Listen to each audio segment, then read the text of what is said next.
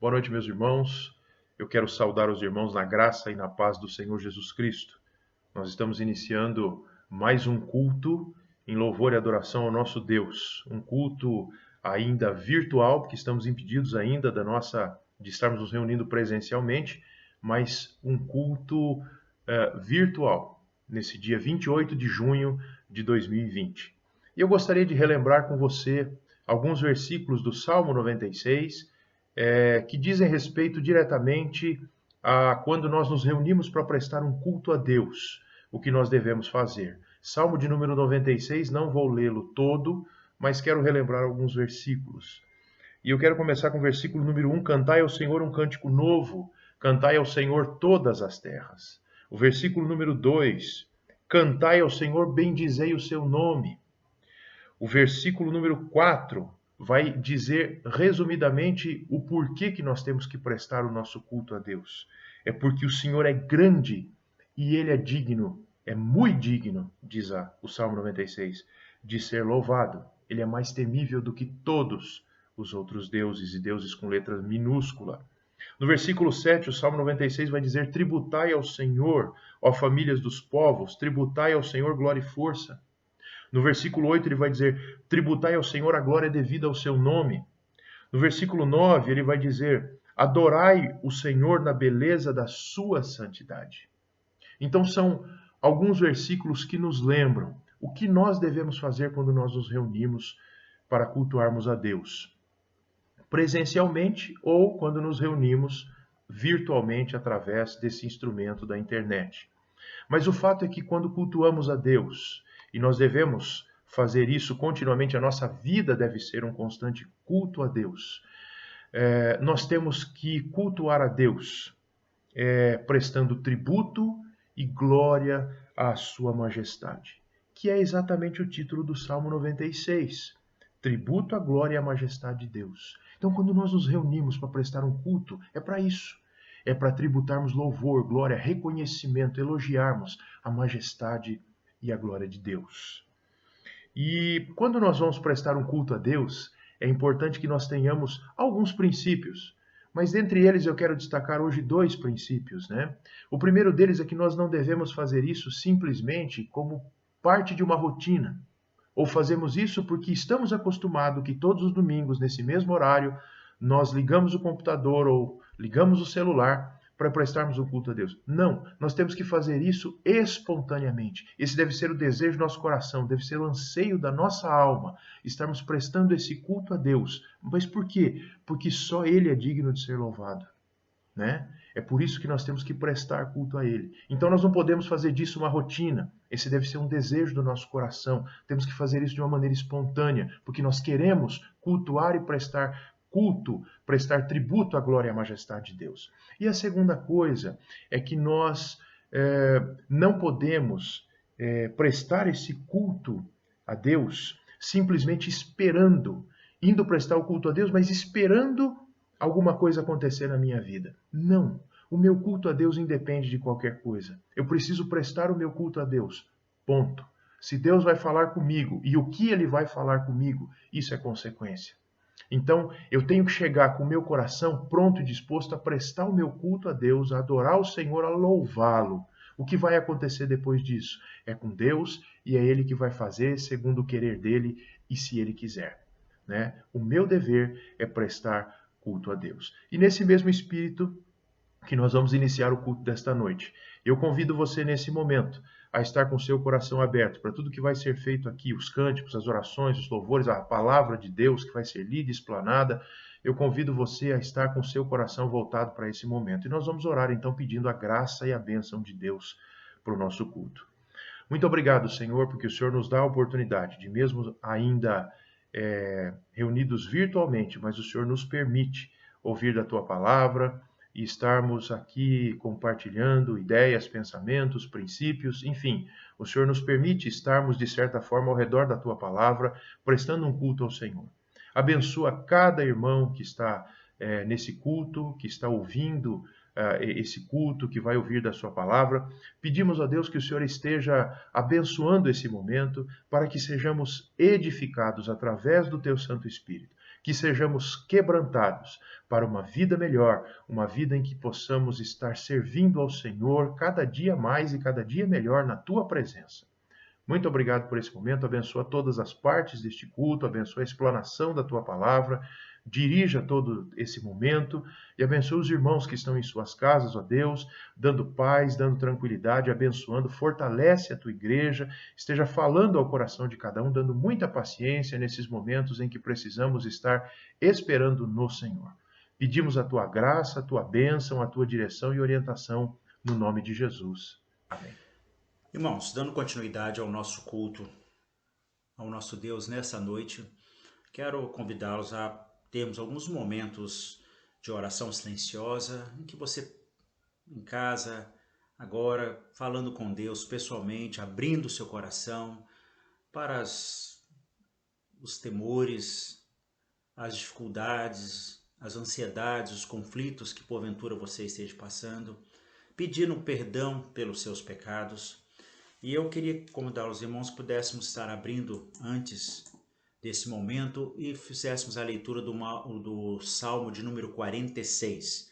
É um salmo bastante próprio para os dias que nós estamos vivendo, em que muitas vezes o medo, a ansiedade, o temor do que possa nos acontecer em tempos dessa pandemia, que agora nós achávamos que ela estava meio que diminuindo e nós vimos nas últimas notícias de que ela, principalmente na nossa região, na nossa cidade, aumentou. Entramos a partir de ontem, né, num período de isolamento que nós já estávamos liberando. E com certeza, muitas vezes nós queremos fazer algumas coisas para nos proteger e é normal, é saudável que façamos isso, mas antes de tudo, a nossa confiança tem que estar no nosso Deus. E o Salmo 46 diz: Deus é o nosso refúgio e fortaleza, socorro bem presente nas tribulações.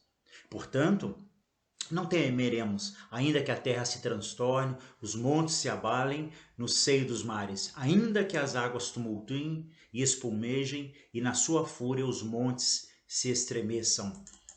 Há um rio cujas correntes alegram a cidade de Deus, o santuário das moradas do Altíssimo. Deus está no meio dela, jamais será abalada, Deus a ajudará desde antemanhã. Bramam nações, reinos se abalam, ele faz ouvir a sua voz e a terra se dissolve. O Senhor dos exércitos está conosco, o Deus de Jacó é o nosso refúgio. Vinde, contemplai as obras do Senhor, ele que assolações efetuou na terra. Ele põe termo à guerra até os confins do mundo, quebra o arco e despedaça e lança, queima os carros de fogo. Aquietai-vos e sabei que eu sou Deus, sou exaltado entre as nações, sou exaltado na terra. O Senhor dos exércitos está conosco, o Deus de Jacó é o nosso refúgio. Que dentro desse pensamento nós possamos aquietar, acalmar o nosso coração, porventura, se está ansioso, se está temeroso, diante do que tem acontecido nesses últimos tempos. A palavra de Deus nos convoca, nos chama a que nós possamos aquietar, porque nós temos que saber que Deus é Deus e que Ele é o Senhor dos exércitos e está conosco, o Deus de Jacó é o nosso refúgio. Vamos ter alguns momentos de oração silenciosa. Agora, você aí mesmo na sua casa possa estar meditando e falando com Deus. Oremos.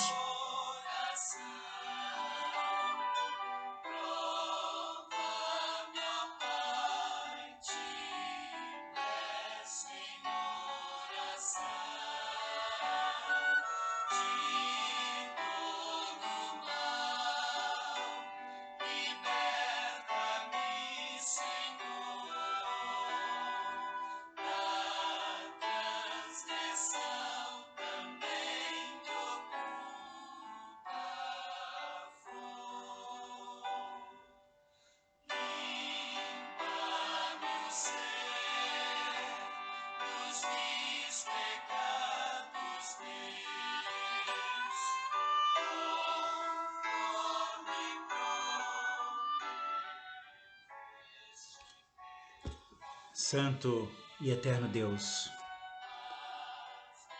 Queremos nessa instante, nesta noite, Senhor, falar contigo e abrir o nosso coração. E, em primeiro lugar, te pedir perdão, Senhor, pelos pecados, mesmo que oculto sejam. Queremos te pedir que tu possas sondar o nosso coração, Senhor. Vê se há um caminho mau, vê se há pecado, Senhor, e perdoa-nos. E queremos te pedir, ó Pai, que, como lemos agora a tua palavra, a palavra do salmista, queremos que tu possas estar nos ajudando a aquietar o nosso coração, Senhor, a acalmar a nossa alma, o nosso coração, a nossa mente diante, muitas vezes, de tantas dúvidas, inseguranças, anseios, medos para alguns, dificuldades para outros. E coloca em nós, Senhor, esta fé que faz nos crescer, Senhor, em Ti. Uma fé que crê que Tu és o Deus das nossas vidas, que Tu és o Senhor das nossas vidas, que tudo está sob Teu controle, Senhor. Fica conosco nessa noite e nos diz que ainda hão de seguir nas nossas vidas, Senhor. E fala ao nosso coração daqui a instantes através da palavra do Teu mensageiro. Nós choramos, te agradecemos esta bênção em nome de Jesus. Amém. Boa noite, igreja. Neste momento de adoração ao nosso Deus, vamos acompanhar a leitura que está no livro de Salmos, de número 135. Aleluia! Louvai o Senhor, louvai-o, servos do Senhor. Vós que assistis na casa do Senhor, nos átrios da casa do nosso Deus. Louvai ao Senhor, porque o Senhor é bom. Cantai louvores ao seu nome, porque é agradável. Vamos, nesse instante, acompanhar os cânticos com a nossa equipe de louvor.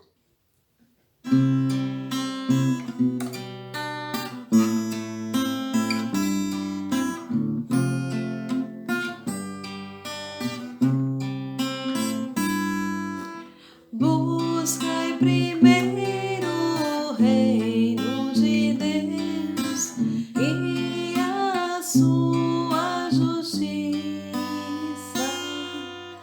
Todas as coisas vos serão acrescentadas. Aleluia, aleluia.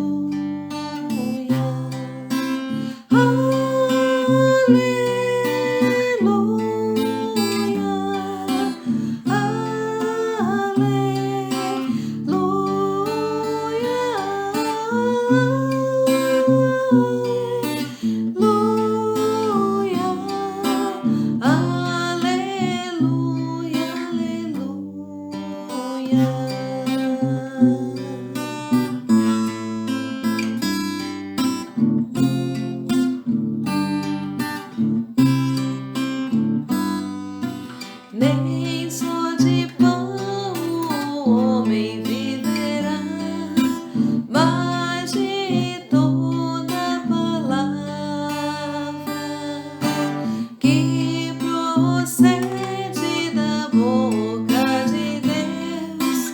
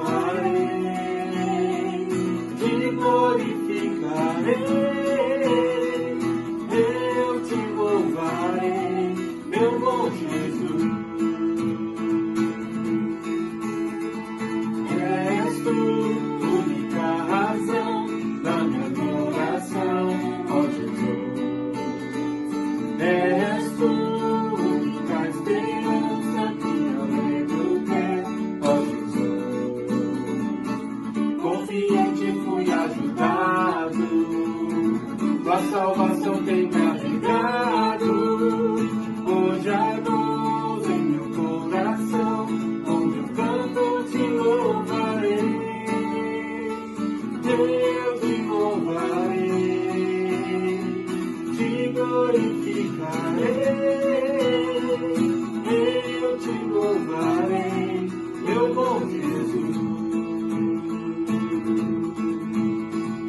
Eu te louvarei, te glorificarei. Eu te louvarei, meu bom Jesus.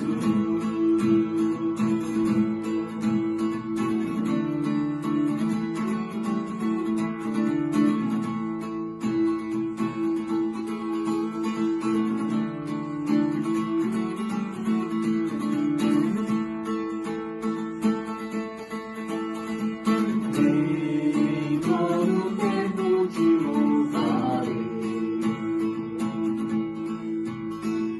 Em todo tempo te adorarei.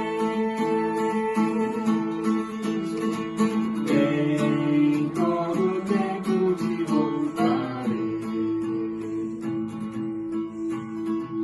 Em todo tempo te adorarei.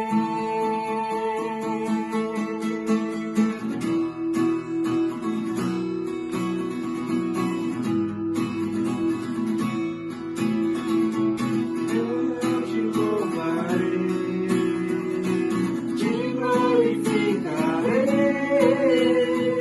Eu te louvarei, meu bom Jesus.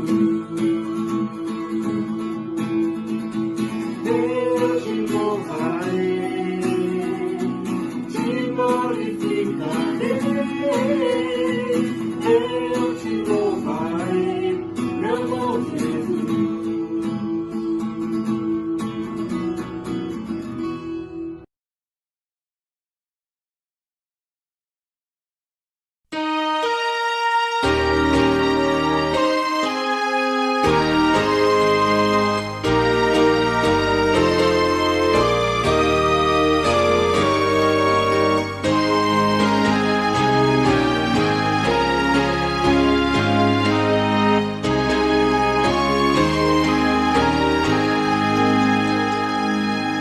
Manso e suave, Jesus nos chamando, chama por ti e por mim.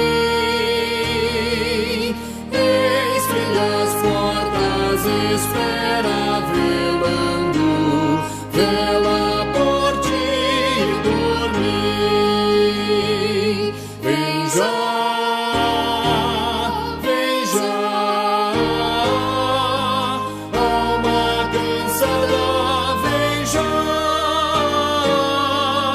Manso e suave, Jesus convidando, chama o pecador, vem. Com paciência Ele está esperando, hoje por ti e por mim.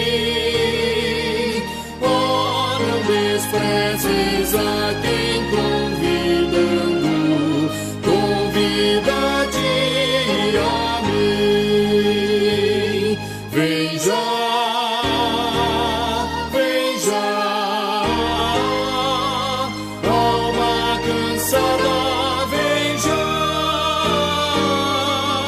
Manso e suave, Jesus convidando, chama o pecador, vem. O tempo corre, as horas passando, passam por ti e por mim. Transes de morte por fim vão chegando, chegam a ti e a mim. Vem já, vem já. Alma cansada, vem já. Manso e suave, Jesus convidando, chama o pecador, vem.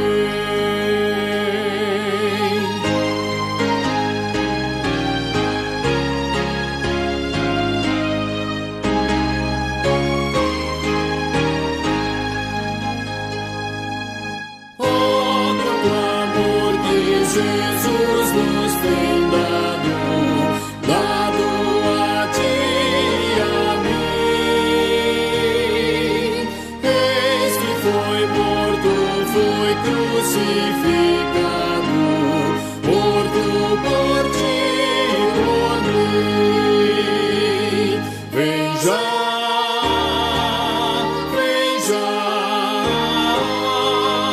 há uma canção nova, vem já, manso e suave, Jesus convidando, chama o pecador, vem.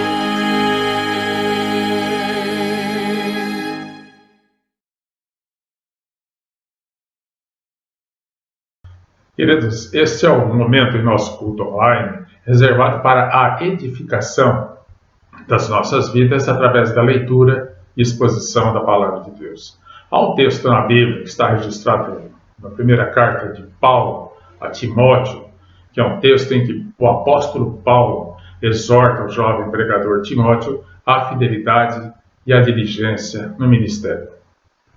Vamos ler esse texto. Está em 1 Timóteo, capítulo 4, versículos 6 a 7. Estarei lendo, você preste atenção, por favor. Expondo estas coisas aos irmãos, serás bom ministro de Cristo Jesus, alimentado com as palavras da fé e da boa doutrina que tens seguido. Mas rejeita as fábulas profanas e de velhas caducas. Exercita-te pessoalmente na piedade. Piedade aqui pode ser entendida e deve ser entendido como temor e devoção a Deus. A palavra de Deus tem o poder de transformar vidas. A palavra de Deus tem o poder de transformar a nossa vida. A palavra de Deus tem o poder de nos transformar, a minha e a tua vida, dia após dia. A palavra de Deus é uma provocação para a nossa vida e para a nossa cegueira interior. Quando Deus nos fala por meio da Bíblia, e sabemos ouvi-lo, nossa vida nunca mais volta a ser a mesma. Quando aprendemos a ouvir a voz de Deus em sua palavra, tornamos-nos praticantes dela. Há também um texto registrado em Mateus, capítulo 7, versículo 21. Eu peço que você acompanhe a leitura, em que o próprio Jesus nos alerta. Nem todo aquele, Mateus 7, 21, nem todo aquele que me diz, Senhor, Senhor, entrará no reino dos céus, mas aquele que faz significa põe em prática a vontade de meu Pai que está nos céus. Capítulo 7 de Mateus, versículo 21. Nem todo aquele que me diz, Senhor, Senhor, entrará no reino dos céus, mas aquele que faz a vontade de meu Pai que está nos céus. A palavra de Deus, então, tem o poder de nos santificar. Em razão disso, eu convido você a uma oração. Participe neste momento com todo interesse de coração, com toda atenção, para que você possa compreender a vontade de Deus e para que você também esteja disposto à transformação que a palavra de Deus possa operar em sua vida. Quero convidá-la a orar nesse momento para que este momento seja realmente transformador para a minha e para a sua vida. Oremos ao Senhor. Pai Santo, neste momento de leitura e exposição da Tua Santa Palavra, rogamos que opere em nós, para que não sejamos simples ouvintes, mas transformados em operosos praticantes dos Teus ensinos. Abençoa também o pregador, reverendo Wilson, para que ele se coloque inteiramente em suas mãos e seja porta-voz de Tua vontade para a vida de todos nós. Oramos no nome santo do nosso Senhor e Salvador, Jesus Cristo. Amém.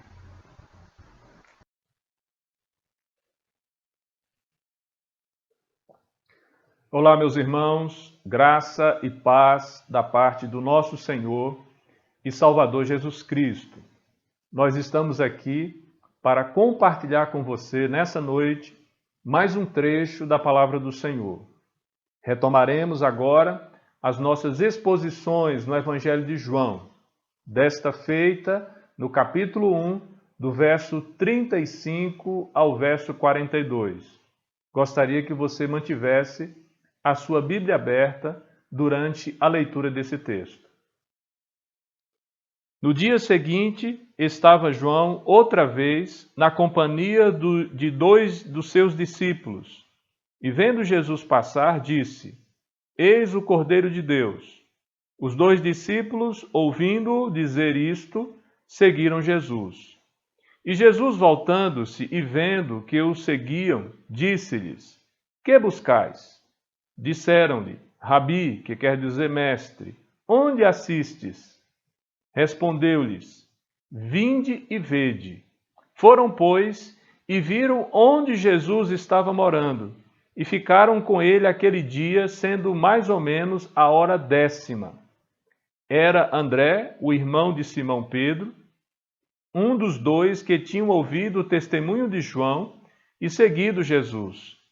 Ele achou primeiro o seu próprio irmão Simão, a quem disse: Achamos o Messias, que quer dizer Cristo, e o levou a Jesus. Olhando Jesus para ele, disse: Tu és Simão, o filho de João. Tu serás chamado Cefas, que quer dizer Pedro. Vamos orar nesse momento, suplicando a graça de Deus sobre nós. Senhor, nós queremos agradecer a Ti, Pai, por esse privilégio que o Senhor nos dá de estarmos juntos em nossos lares, guardados e protegidos pela Tua mão, para compartilhar desse momento e principalmente da Tua palavra. Que o Senhor fale ao coração de todos nós, para que saímos daqui cheio do Espírito Santo, capaz de dar um testemunho honesto, legítimo, verdadeiro a respeito do Teu Filho Jesus. Oramos, no nome dele, nessa ocasião. Amém. Meus queridos irmãos, a nossa exposição dessa noite vai se dar no tema O Encontro com o Messias, com base no texto que nós acabamos de ler, de João, capítulo 1, do verso 35 ao 42.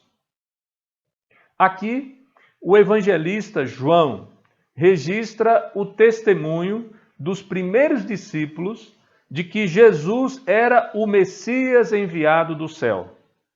O Messias era aquele que tinha a missão dada pelo próprio Deus de redimir e salvar o povo de Deus do seu cativeiro do pecado.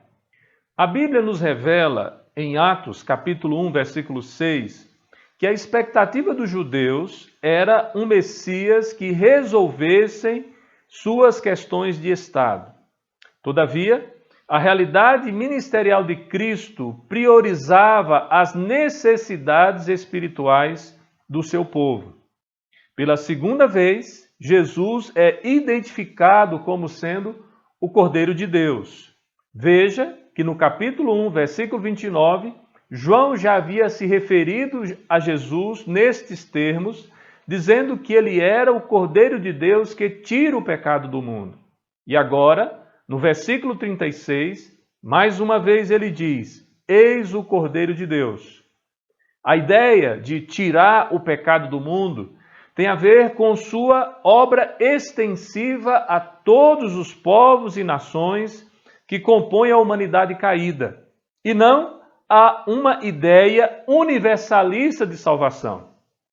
O que nós encontramos no texto é uma identificação de Cristo com todo o gênero humano e a ação de Deus de providenciar uma via de escape para aqueles que ele havia de escolher e transformar com a obra maravilhosa de Cristo na cruz. Ele que tomou parte na criação, presenciou a queda, veio habitar entre nós, realizou sua obra sacrificial na cruz e continua até a segunda vinda no poder do Espírito, provendo a libertação dos seus eleitos da triste realidade do pecado, preservando e edificando sua igreja e caminhando para a consumação de todas as coisas. Este é o encontro, conforme encontramos no texto, dos primeiros discípulos de Jesus. Mas qual é a finalidade deste momento? E dos outros que seguiriam, onde Jesus comissionaria todos os seus discípulos para desenvolver a missão que ele haveria de legar para estes. Diz o comentário da Bíblia de Genebra: uma vez que os apóstolos receberam autoridade exclusiva de Cristo para dar testemunho, testemunho este sobre o qual a igreja seria estabelecida, conforme encontramos lá em Efésios capítulo 2, versículo 20, era necessário que eles fossem especificamente identificados como tendo sido escolhidos pessoalmente por Cristo. Perceba, meus irmãos, que o encontro acontece a partir do testemunho de João Batista de ser Jesus o Cordeiro de Deus. O texto de João, capítulo 1, do verso de número 35 e 37, vai nos dizer assim: no dia seguinte estava João outra vez na companhia de 2 dos seus discípulos, e vendo Jesus passar, disse: eis o Cordeiro de Deus. Os 2 discípulos, ouvindo-o dizer isto, seguiram Jesus. Esse é o terceiro dos 4 dias sucessivos discutidos em João, capítulo 1, versículo 19 ao versículo 51, de acordo com um comentarista bíblico. 2 dos discípulos de João Batista, André e o próprio João, autor do Evangelho, ouvem e são despertados a seguir a Jesus a partir do seu testemunho. Esses 2 discípulos dão um passo decisivo, do qual se lembrarão pelo resto das suas vidas. No versículo de número 38, o texto vai nos dizer: e Jesus, voltando-se e vendo que o seguiam, disse-lhes: que buscais? Disseram-lhe: Rabi, que quer dizer mestre, onde assistis? Note, irmãos, que Jesus aqui começa a focar àqueles discípulos, indo direto ao ponto. O que vocês estão procurando? Que buscais?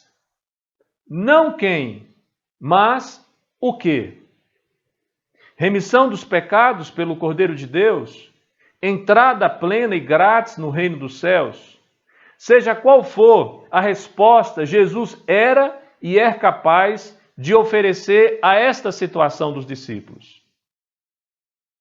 Notamos que os discípulos desejam ter uma oportunidade de conversar com Jesus sem interrupção.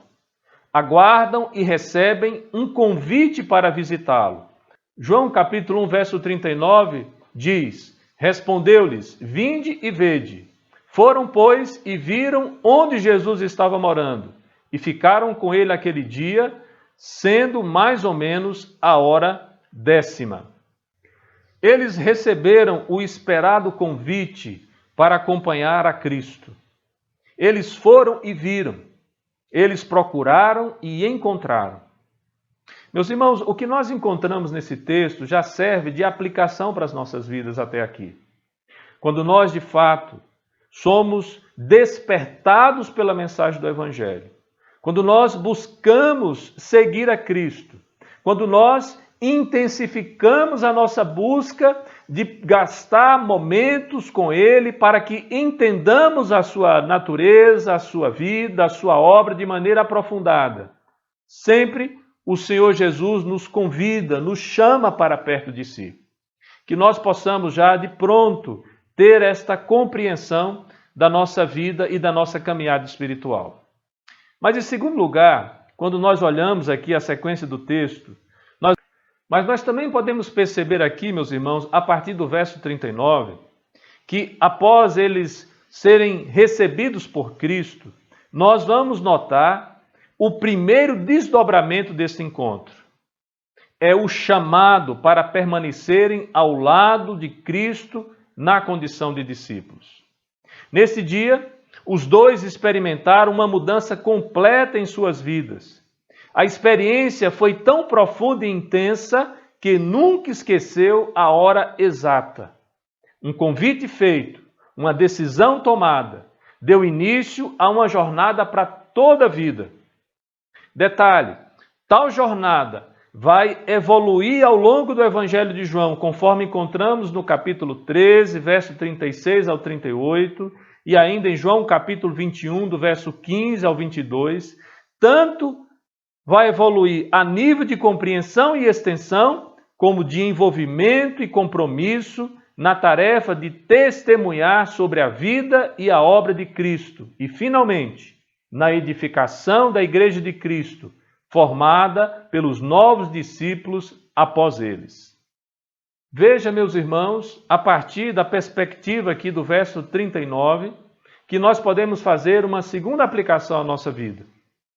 Quando nós somos chamados por Cristo para segui-lo, nós somos chamados para permanecer ao seu lado na condição de discípulos. E a partir daí, teremos a nossa vida sendo transformada e edificada por ele. Mas seguindo a nossa exposição, nós chegamos ao verso 40 e 41, onde o texto diz: Era André, o irmão de Simão Pedro, um dos dois que tinham ouvido o testemunho de João e seguido Jesus.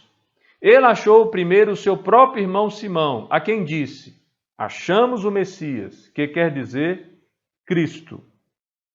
Veja que a ação missionária foi instantânea já nos versos de número 40 e 41 na vida de André e João. André vai até Pedro. João, implicitamente, encontrará seu irmão Tiago. E o testemunho é o mesmo a partir desses dois discípulos. Encontramos o Messias, traduzido, que quer dizer Cristo.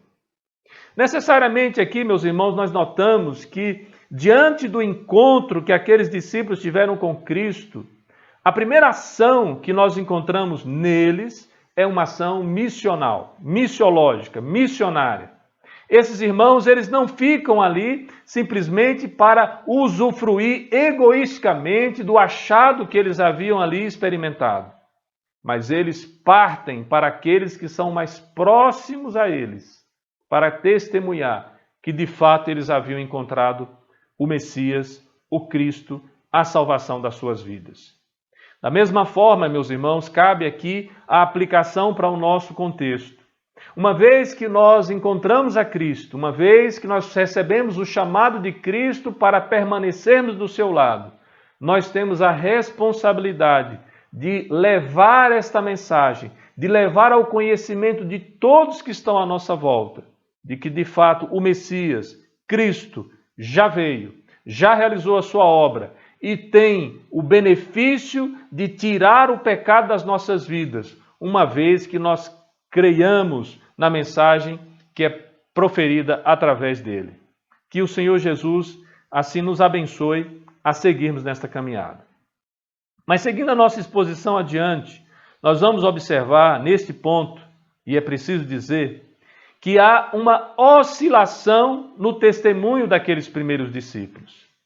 Hendrickson, comentando esta passagem, ele vai dizer assim: a história de sua confissão e testemunho revela muitos altos e baixos.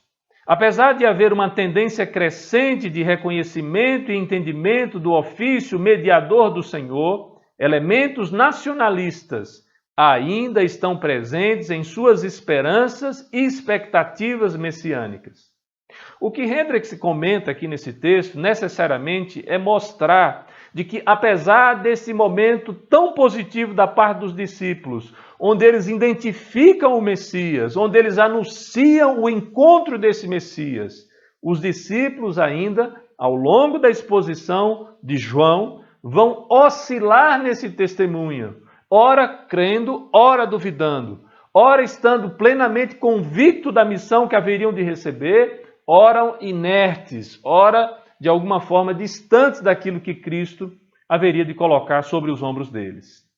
Nesse sentido, o texto então vai finalizar este primeiro encontro com um diálogo com Pedro. E aí nós partimos para o versículo de número 42. E o levou a Jesus, diz o texto, André leva Simão a Jesus. Olhando Jesus para ele, disse, tu és Simão, o filho de João, tu serás chamado Cefas, que quer dizer Pedro. Jesus aqui, meus irmãos, prediz o que a graça divina iria realizar no coração e na vida desse discípulo. A mesma ação transformadora, por sua vez, que Jesus realiza na vida de todos aqueles que são chamados para segui-lo. Isso aconteceu na vida dos demais discípulos também, meus irmãos. Meus irmãos, cabe aqui também uma aplicação desse texto à nossa vida. A mesma graça, a mesma ação transformadora que nós vamos encontrar na vida de João, na vida de Pedro, na vida de André, na vida dos demais discípulos de Cristo, esta mesma graça atua na nossa vida hoje. Uma vez que nós obedecemos o chamado de Cristo para seguirmos como seus discípulos, nós podemos, debaixo da graça e do poder do Espírito Santo, sermos transformados dia após dia à semelhança de Cristo Jesus. Espero que isso de fato esteja acontecendo também na sua vida. Concluindo a nossa mensagem dessa noite, meus irmãos, nós chegamos ao momento onde precisamos mais uma vez recobrar a condição da humanidade como ela de fato se encontra. Há no mundo uma expectativa de salvação de suas mazelas e também, e principalmente, dos seus pecados. Realidades como fome, pestes, violência, corrupção, dor e sofrimento haverão de acabar. E a nossa esperança para que isso aconteça está na vida do Messias, na obra de Cristo realizada na cruz, na capacidade que Cristo tem, no poder do Espírito, de transformar a sua igreja, de moldar a sua igreja, conforme a sua imagem e semelhança. A questão aqui, meus irmãos, é como e quando. E aí, o texto que nós expomos nessa noite já nos explicou de uma maneira satisfatória quem de fato pode realizar isso na nossa vida. E a resposta é Cristo. Agora, como ele realiza isso a partir da mensagem do seu Evangelho e da aplicação dessa mensagem através do Espírito Santo de Deus. Daí cabe a nós a anunciação da mensagem de salvação. Quando? E a resposta é ao longo de toda a história humana, ao longo de toda a nossa caminhada. Cristo está trabalhando e construindo, de certa forma, todas as condições que nós precisamos para podermos galgar os céus. A palavra do Senhor mesmo vai nos dizer lá em Apocalipse, capítulo 22, versículo 13. Eu sou o Alfa e o Ômega. Eu sou o primeiro e o último, o princípio e o fim. Portanto, todas as realidades que nós experimentamos hoje, elas tiveram início em Cristo. Toda a realidade que nós enfrentaremos ao longo da nossa caminhada, da nossa peregrinação como discípulos de Cristo, certamente será Ele que estará conduzindo a nossa história e os momentos da nossa vida. E certamente será Ele que nos aguarda na consumação de todas as coisas, para que possamos gozar de todo o prazer que teremos na sua presença. Um encontro com o Messias aguardado sempre acarreta transformação na vida dos seus discípulos. Só Jesus tem poder para eliminar nossos pecados, nos transformar dia após dia.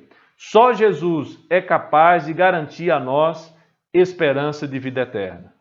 Que Deus abençoe a sua vida. Eu vou orar com você nessa noite, esperando que você tenha o seu coração firmado em Cristo e que toda a sua expectativa esteja no relacionamento que você pode desenvolver com a pessoa do nosso Senhor e Salvador Jesus Cristo. Oremos. Senhor, nós queremos agradecer por Ti, por todas as coisas que o Senhor realiza em nós. E, acima de tudo, pelo encontro que o Senhor propiciou para nós, seus discípulos. Pela maneira como o Senhor falou ao nosso coração, nos conscientizando dos nossos pecados, dos nossos delitos. E da forma graciosa, ó Deus, como o Senhor se aproxima de nós, promovendo a salvação, a redenção de todos nós. Que o Senhor continue a Tua obra, Senhor. Que o Senhor continue edificando e fortalecendo a Tua igreja. Que o Senhor continue encontrando os outros eleitos através da mensagem de salvação que nós encontramos no Senhor.